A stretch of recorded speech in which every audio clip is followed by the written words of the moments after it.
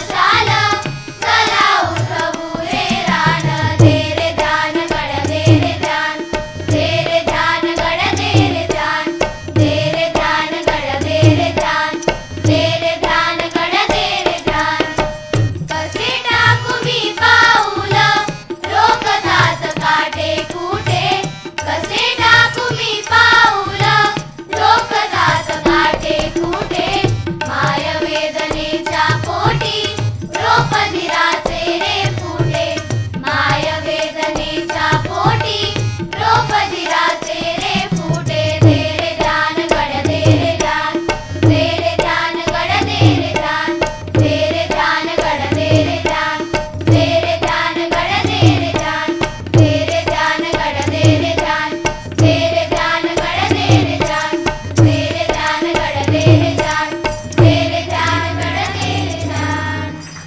वा वा. सावध साहसाची ही कविता जेव्हा मी लिहित येतो त्यावेळेला माझ्या डोळ्यासमोर शिवाजी महाराजच होते. शिवाजी महाराजांच्या एकंदर कर्तृत्वाकडे आपण पाहिलं, डोळे मनाचे उघडे रक्षी विवेकाचे कडे, ऐसे सावध साहस तवा इतिहास घडे. सावध साहस म्हणजे काय हे महाराजांच्या पासून आपण शिकावं. शत्रू कितीही मोठा असो, नियोजनाच्या शिवाय या व्यक्तीनं एकही पाऊल पुढे कधी टाकलं नाही. सतर्कता, नियोजन, प्रत्येक पर्यायाला एक दुसरा पर्याय सतत उपलब्ध ठेवणं, किती किती गोष्टी आपण त्यांच्याकडून शिकाव्यात. म्हणजे प्रत्येक निर्मितीमध्ये एक साहस असतं. नवीन काही करायचं म्हटलं तर त्यामध्ये साहस असतं. आणि जर त्या साहसापासून दूर जायचं असेल तर काय करावं की नेहमीच्या गोष्टींची सवय लावून घ्यावी. सवय जी असते ना ती निर्मितीपासून माणसाला दूर नेते. कारण सवय तीच तीच तीच तीच असते, म्हणून तिला आपण सवय म्हणतो. आणि ही जी सवय आहे ही जेव्हा लागते तेव्हा माणसं निर्मितीपासून दूर जातात. म्हणून शब्द असे आहेत, सवयीच्या सुपर हायवेवर कधीच नसतात काटे. जेव्हा सवयीचा सुपर हायवे असतो त्याच्यावर कधीच काटे नसतात. पण जी माणसं सवयीचा सुपर हायवे सोडून नवीन रस्ता शोधायला आणि खोदायला लागतात त्यांना फक्त नवीन रस्ताच मिळतो असं नाही, तर स्वतःच्या असण्याचा खरा अर्थही त्यांना कळतो. सवयीच्या सुपर हायवेवर कधीच नसतात काटे, नवीन रस्ता शोधत खोदत माझे मी पण भेटे. नेहमीच्या रस्त्याभोवती थंडगार झाडे, प्रत्येक सिग्नल ओळखीचा अन छोटे मोठे खड्डे. औरंगाबादमध्ये खड्डे खूपच झालेत म्हणे, पण ते सवयीचेही झालेत. त्यामुळे नेहमीच्या रस्त्याभोवती थंडगार झाडे, प्रत्येक सिग्नल ओळखीचा अन छोटे मोठे खड्डे. पावलो पावली प्रश्न घेऊन आली नवीन वाट, सुरुंग लावा डोंगर फोडा जोडा नवीन घाट. श्रमलेल्या रात्रीच्या मुठीत जपले स्वप्न छोटे, नवीन रस्ता शोधत खोदत माझे मी पण भेटे.